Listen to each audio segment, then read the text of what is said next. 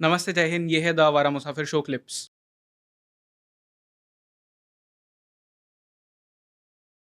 लेकिन समुद्र मंथन के पीछे का मूल उद्देश्य अमृत की प्राप्ति नहीं, बल्कि महालक्ष्मी को सिद्ध करना था, उनको जागृत करना था। इसको और एलॉपरेटली आप बता सकते हो क्या था एग्जैक्टली? जी, ओम स्वामी ने जो किताब लिखी है the legend of the goddess invoking Shri Suktam, उसके पहले चैप्टर की मैं यहाँ पे बात कर रहा हूँ।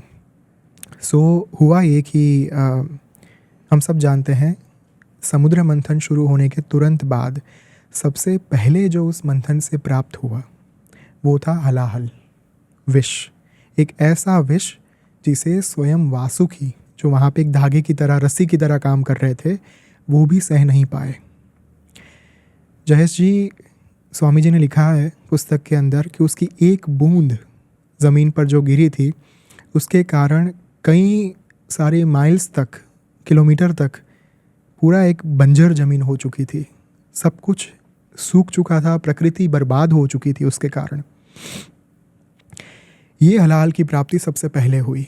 मंदार पर्वत पे उसे एक मथनी बनाकर पूरा मंथन किया जा रहा था, और जो कुर्मा अवतार थे उनके पीठ पर ये पूरा पर्वत जो है वो रखा गया था, और वासुकी नाग को धागे की तरह, रस्सी की तरह यूज़ करके वो पूरा मंथन किया जा रहा था।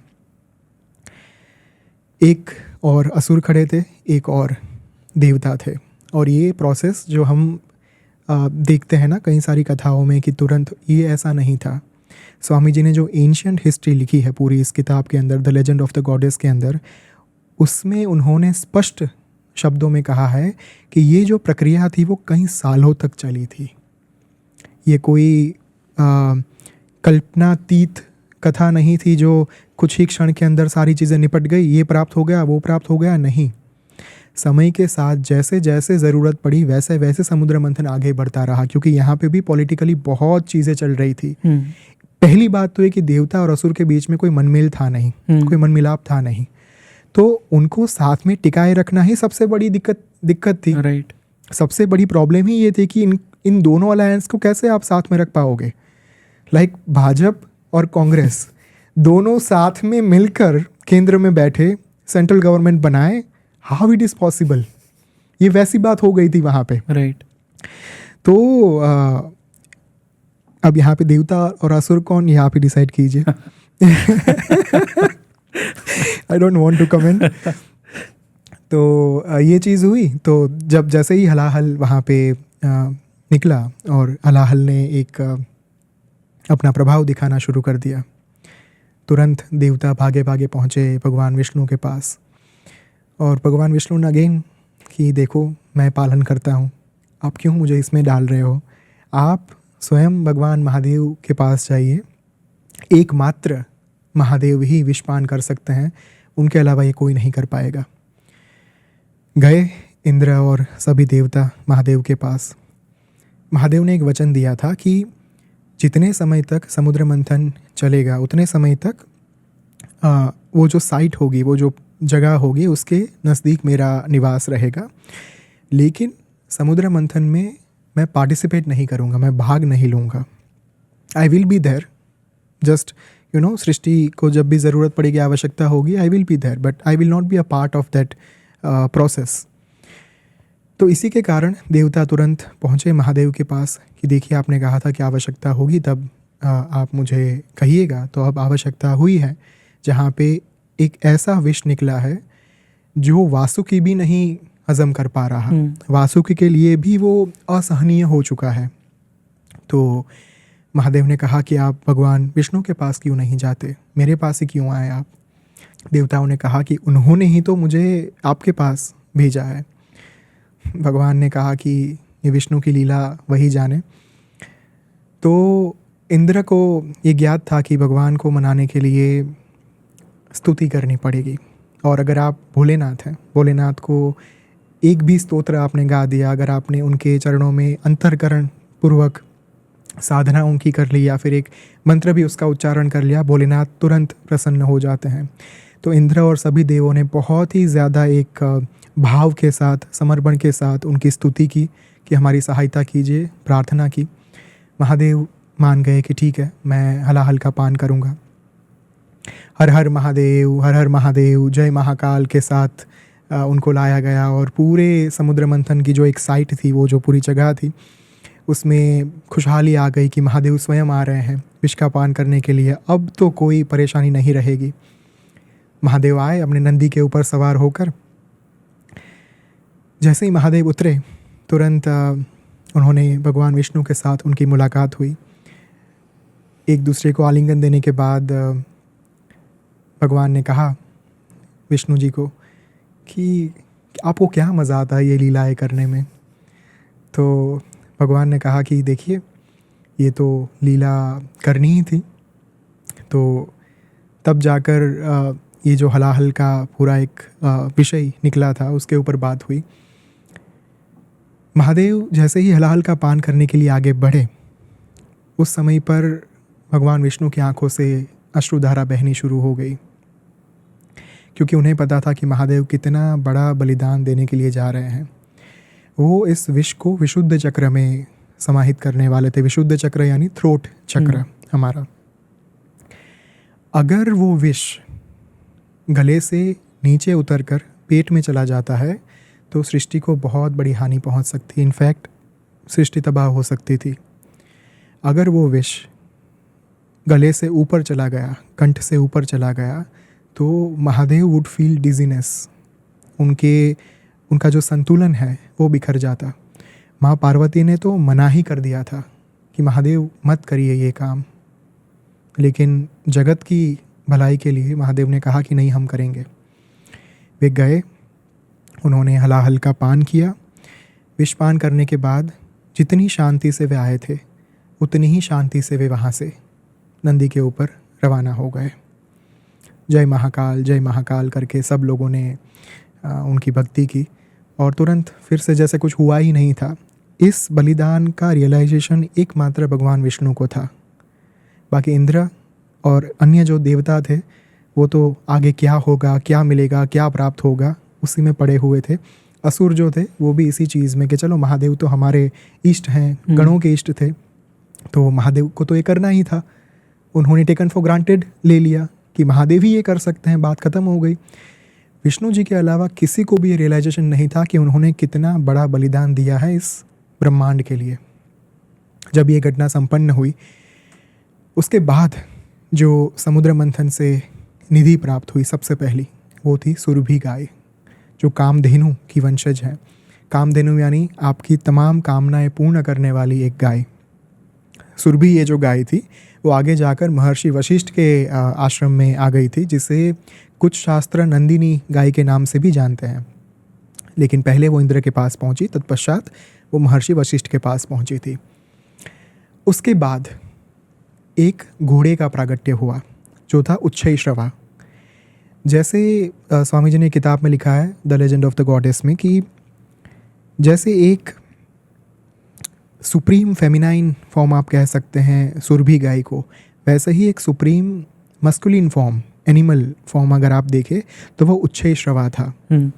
तो उसे ले लिया गया राजा बलि के द्वारा और देवताओं ने उसे लेने दिया, क्योंकि भगवान विष्णु ने इंद्र को कहा कि मत छीनो ये घोड़ा उससे, क्योंकि जब मैं वामन अवतार धारण करूँगा, वामन अवतार के समय बलि के पास से ये घोड़ा वो मुझे ही अर्पित करने वाला है अल्टीमेटली। क्योंकि बलि जो हम जानते हैं, 3 भगवान वामन ने जो है अपना विराट स्वरूप धारण करके 3 स्टेप्स में सब कुछ कवर कर लिया, और बलि का जो लास्ट एक 3rd स्टेप था, वो स्टेप उन्होंने बलि के सिर के ऊपर रखे उसे हमेशा के लिए पाताल लोक में धकेल दिया। तो ये जो घटना थी, उस घटना की पूर्व सूचना, और आप कह सकते हैं कि एक भविष्य उनको पता था विष्णु होने के नाते। तो भगवान ने कहा कि इंद्र अभी जिद मत करो, ये चीज़ नहीं लेनी है।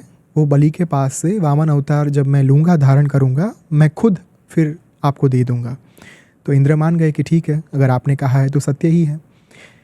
उसके बाद एक के बाद एक निधियाँ मिलना शुरू हुआ, अप्सराएं बाहर आई, और जैसे जैसे सब चीज़ें बढ़ती गई, then there was a huge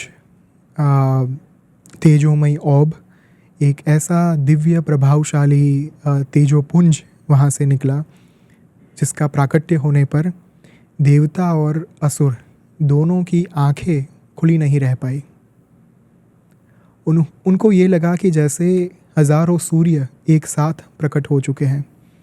Lalita सहस्रनाम में दूसरा श्लोक है, उद्यद्भानु सहस्राभा चतुर्बाहु समन्विता राग स्वरूप पाषाढ़्या क्रोधाकारांकुशोज्ज्वला। उद्यद्भानु सहस्राभा, जैसे हजारों सूर्योदय एक साथ हो रहे हो, तब जो आभा होती है ना आकाश में, एक सूर्य नहीं, 1000 सूर्य। और जब सूर्योदय हो रहा होता है ना, वो ऐसा सूर्य नहीं होता, वो किरणें ऐसी नहीं होती जो आपको चुभे। बहुत ही शांत, सौम्य और कोमल किरणें होती है वो सुबह की। वैसे ही एक प्राकट्य हुआ एक स्वरूप का, और ये स्वरूप थे माँ महालक्ष्मी। जब माँ महालक्ष्मी का प्राकट्य हुआ, स्वामी जी ने इंग्लिश में लिखा है कि देवताओं के दिमाग में एक ही चीज़ आई कि she is above our pay grade, और असुरों ने ये सोचा कि she is above our league, वो हमारी लीग से बाहर है।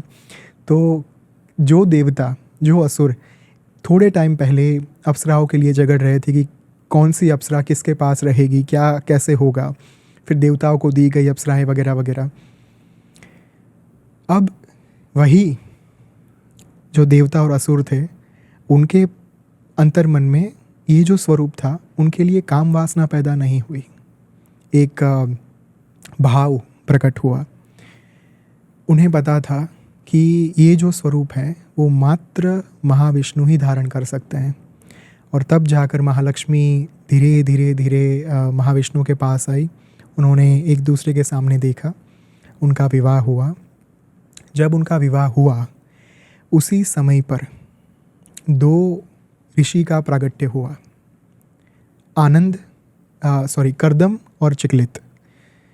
जैसे ही इन 2 ऋषियों का प्राकट्य हुआ, हमें प्राप्त हुआ सबसे पहला श्री सूक्तम का अत्यंत प्रभावशाली मंत्र श्लोक। ओम हिरण्यवर्णाम हरिणीम सुवर्णरजतस्रजाम चंद्राम हिरण्मयीम लक्ष्मीम जातवेदो मआवह।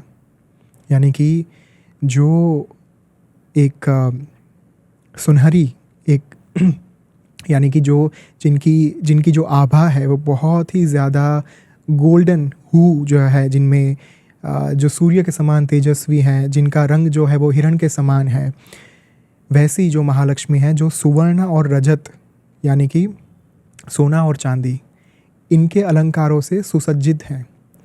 ओम हिरण्यवर्णाम हरिणीम सुवर्ण रजतस्रजाम चंद्राम हिरण्मयीम लक्ष्मीम जातवेदो मआवह।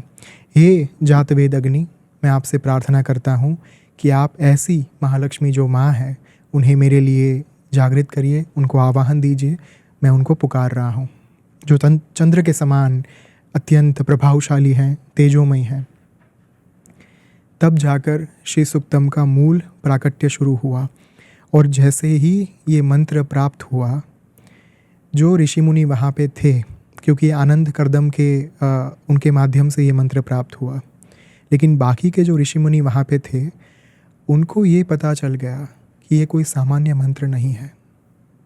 ये एक ऐसा मंत्र है जो आगे जाकर एक ब्रह्मास्त्र होने वाला है। अगर किसी भी जीव को अपने जीवन में महालक्ष्मी का प्राकट्य करना है, श्री सूक्तम विल बी द अमोघ शस्त्र। तब वहाँ से हमें 16 मंत्र के जो मूल श्री सूक्तम मिलने वाला था, उसका पहला मंत्र प्राप्त हुआ। देन तो अलग अलग ताम आवह जात वेदो लक्ष्मी मनपगामिनीम यस्याम हिरण्यम विंदेयम गामश्वम पुरुषानहम। देन थर्ड वन इज अश्वपूर्वाम रथमध्याम हस्तिनाद प्रबोधिनीम श्रियम देवी मुपहवये श्रीर्मा देवी जुषताम। देन आखिर में चलते चलते चलते then there was a last 16th mantra was यह शुचि प्रयतो भूत्वा जुहुयाद आज मनवहम सूक्तम पंचदशर्चंच श्रीकामः सततम जपेत।